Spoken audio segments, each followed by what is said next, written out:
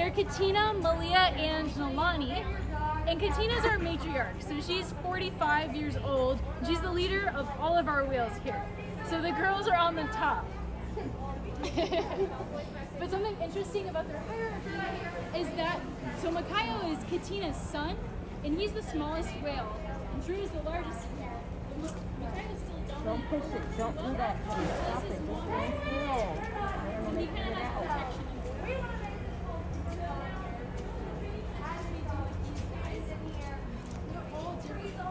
So we have healthcare, which is something that we're going to do in the mornings and at night. We're just really checking the whale. Doing husbandry behaviors, which I don't want to go too much into because Morgan's going to touch on that a lot more. We also have exercise behaviors. So that's a lot of our behaviors you're going to see in the show. There's the high energy behaviors. We have a total whale size scale in our park. So we can kind of make sure that we're feeding them the right amount for the right amount of exercise that they're getting. We have training sessions where we're teaching them to do new behaviors. Sorry, I feel like I'm getting so it's not like you train a killer whale and then it's done learning and then there's nothing else to learn. They're constantly learning new things. I think some of the most important training sessions, this is Makayo. He's checking you guys out. So we normally don't have people in these back areas, so they get a good look at everything you're wearing and everything you're carrying, and they're like, wow, this is new, this is interesting. But I think some of the most important training sessions and relationship sessions, and that's because you're really forming that bond with the whale. And that's how we get some of those bigger behaviors that you want, is we have to form those bonds with the whale so that they can trust us and that they want to do stuff. I feel like I'm just in everyone's way. So even though Trua seems like a giant whale at 7,200 pounds, he's actually still growing. So he could get anywhere between 8,000 and 12,000 pounds. So Makayo has a lot of growing to do, and something interesting about his coloring that reflects his age and his age and his weight is the white parts of him you might notice are a little bit yellow, and that's because he's still growing. And when killer whales are born, the whites of them are a little bit coffee colored, a little bit yellow, and that's to help them blend in with mom when they're babies. So as they grow, those white parts start to turn really bright white. So you might notice Truas are a lot more white than Makayo's.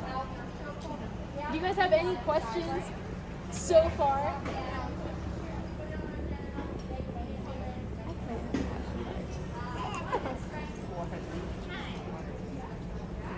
About Makayo and Malia, because Colin always says that Makayo is in charge over Malia, and I'm like, no, because Malia is a female, so she would still be in charge. He's like, no, but Makayo is Katina's son. Yeah, I get You'll that. see what's in Kelly's. Some of it has to do with genetics. So when mama is pregnant, that dorsal fin's wrapped around baby. She's giving birth to a baby that's about 6 feet long and weighs a few hundred pounds. So if that dorsal fin was straight up and down when it was coming out of mama would be sliced. That wouldn't feel so good. So it's wrapped around them when they're born. When they come out, sometimes it straightens all the way up, sometimes it doesn't. And it has to do with genetics. It also has to do with size. So right here, his dorsal fin was straight up and down until he hit 5,000 pounds. 5,001, 5,002, 5,003. Like our ears. 10 of our ears are 6 feet tall, weigh 300, 200, 150 pounds. Killer whales here, all their funds are at the service, we're at the service, their toys are at the service, so gravity can't take a toll. They can't control it. Very normal, natural. It's very floppy. You can wiggle it. You can get in there and wiggle it.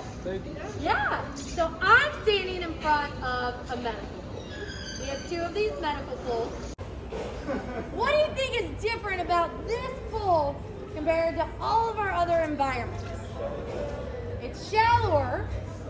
It can be really shallow. Do you know how? Go ahead. It has a lift bottom floor. So the entire bottom of this floor can rise to the surface. This allows our veterinarians to be able to get super close, get up personal with our killer whales, get whatever they need to, ultrasounds, flow cultures, anything. Now what's really cool about this is we need the whales to be able to come in on their own accord. I I'm trying to skip around and hit all the facts since he asked you that dorsal fin question, which I'm so glad you did. So think about when you're not feeling well or your dog's not feeling well. You can pick your dog up, take him to the vet. You kind of don't even want to walk from like the bed to the couch. Like you're like, oh. Well, when our killer whales aren't feeling well, we want them to come into this pool. You don't have a leash like you do with your dog, or we can't pick them up. So we make this pool really reinforcing. They have a lot of fun in here. They get toys in here. They get jello. They get playtime. All the girls apparently want to be in here. They're checking y'all out. Like, what are you guys doing?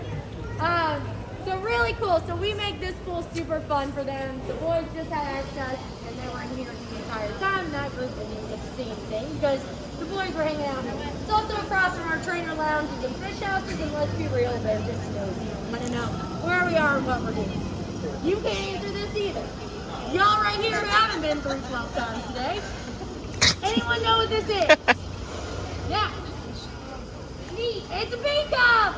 That's right. This is one of the hardest, coolest behaviors I think we train all of our killer whales on. How do we train our killer whales to go to the bathroom in a cup? Hard to train your kids, right? Potty training, it's a process. Here's how we train our killer whales to go to the bathroom in a cup. We sit there and we wait. And we wait. And we're still waiting. We wait for them to go to the bathroom. Then we tell them, good job. They're like, great, I didn't move. I didn't do anything. I don't know what you're telling me good job for. The world is my toilet. So they don't think about it like we do. So this is one of the hardest things we train. Sometimes it takes 6 months to a year, sometimes a year and a half for us to train them to go to the bathroom. Now, I know y'all are distracted and you don't even want to hear me talk. We're calling our 3 female killer whales over here. Katina, Nalani, and Malia. Now, Katina gave birth to the first ever baby Shamu in the Hairman back in 1985. From Katina, we were able to figure out how long killer whales are pregnant, how big babies are, what her milk is like. Gave you some urine samples, find out about progesterone levels, estrogen levels, how long they cycle for. All this information we share with scientists and researchers around the world.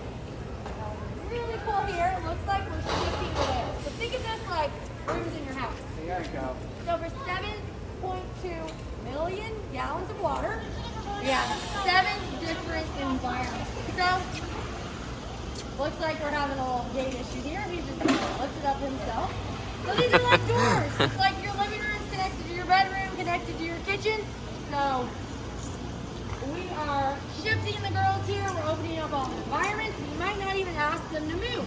We may say, hey, can you go to this room? Or, hey, you're going to have access to all the rooms. You can swim wherever you want. I don't really know what they're doing because I'm not over there. So we're going to find out together. Let's see. Looks like they can go wherever they want to go. So we just opened up a bunch of bedroom doors. Now I bet there we go. So again, like I said, I need to make sure people is really reinforcing. Here's Milani right here. Milani's Katina's daughter. Look at that eyeball. You can see it really well. Now she's following trainers as well. She's like very curious. What are y'all doing? Where are y'all going? So they have access to 3 different pools now. They're just swimming around, doing what whales do best. There's Malia checking y'all out. You see that side eye? She's like, hey. What are you doing, sweet girl? They can see great above water and below water. Like us, they can move their entire eye socket, not just their pupil. And so they can rotate that eye socket to see well above, behind, below, all that. So their eyesight is excellent. Listen to her. All right, guys. Well, you're going to see whales everywhere you go now because whales are everywhere. So we are going to shift to Nick down there.